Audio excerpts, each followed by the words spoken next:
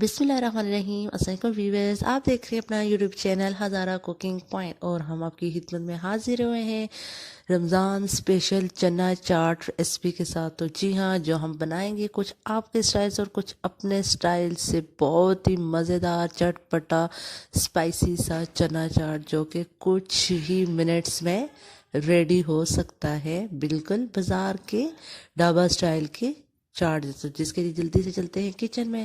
تو یہاں میں کچن میں آ گیا ہوں، میں نے اپنا فرائی پین چولہے پہ رکھا، اس میں بالکل ہلکا سا آئل ہم نے نیچے ڈالا، کھانے کے 2 چمچ، اور اس کے ساتھ ہی ہم نے ایک نارمل سائز کی پیاز لی تھی جسے بالکل باریک کاٹا تھا، اور اسے ایڈ کر دیا، اس سے ہلکا سا سوٹے کریں گے، لائٹ فرائی براؤن یا اس طرح کچھ بھی نہیں کرنا۔ دین ہم نے 2 چھوٹے سائز کے ٹماٹر بالکل باریک کاٹ کے وہ بھی ایڈ کر دیے، تھوڑا سا آنین کو سوٹے کرنے کے بعد۔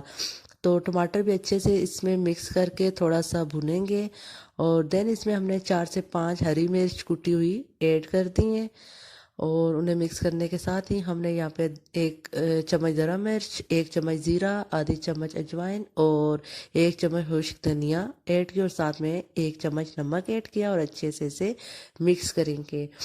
اور یہی چنا چاٹ بنانے کے لیے بہت اسپیشل ٹپ ہے، جسے آپ نے بہت اور سے دیکھنا ہے اور پورا دیکھنا ہے، کیونکہ چنا چاٹ کی یہ والی ٹپ آپ کو اس سے پہلے کسی نے نہیں بتائی ہوگی۔ تو جی ہاں، یہاں پہ ہمارا جو مسالہ ہے، چاٹ اسپیشل مسالہ، وہ آلموسٹ ریڈی ہو چکا ہے۔ اور اگر اس کے ساتھ ساتھ ابھی تک ہم نے ہمارا چینل سبسکرائب نہیں کیا، اسے جلدی سے سبسکرائب کریں، اور ہماری ویڈیو پسند ہے اسے لائک اینڈ شیئر کریں۔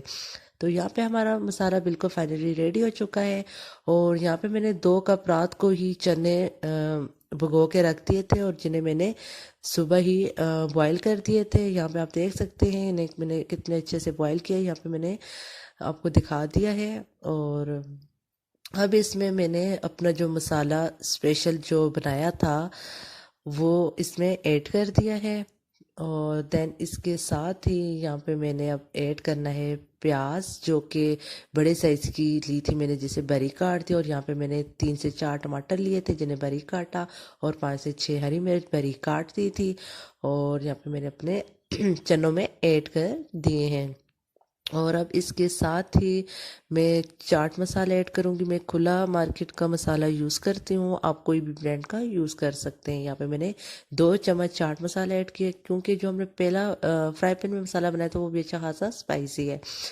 تو یہاں پہ میں نے گھر کا دہی لیا ہے، آپ مارکیٹ کا بھی یوز کر سکتے ہیں۔ اور یہاں پہ میں نے کھانے کے جو نارمل جن میں چاٹ وغیرہ کھاتے ہیں وہ 2 باؤل میں نے دہی کے ڈالے، جنہیں میں نے اچھے سے پھینٹ دیا تھا۔ اور یہاں پہ میں نے ایک کھیرا لیا جسے بالکل باریک باریک کاٹ دیا تھا، اور اس میں نے چنوں میں ایڈ کر دیا، اور ساتھ ہی میں جو بند گوبھی ہے اسے بالکل باریک باریک لمبا لمبا کاٹا تھا، کرش کر دیا تھا کدوکش پہ، اور اب اس میں نے ایڈ کر دیا ہے، وہ بھی 1 باؤل کے قریب۔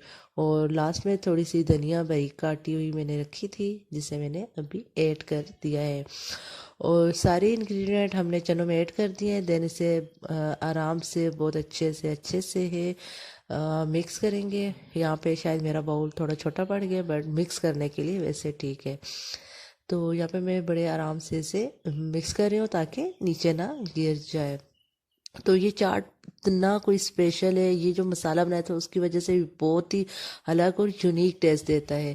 تو آپ نے بھی اس ٹپس کے ساتھ ہی اس چنا چاٹ کو رمضان میں ضرور ٹرائی کرنا ہے۔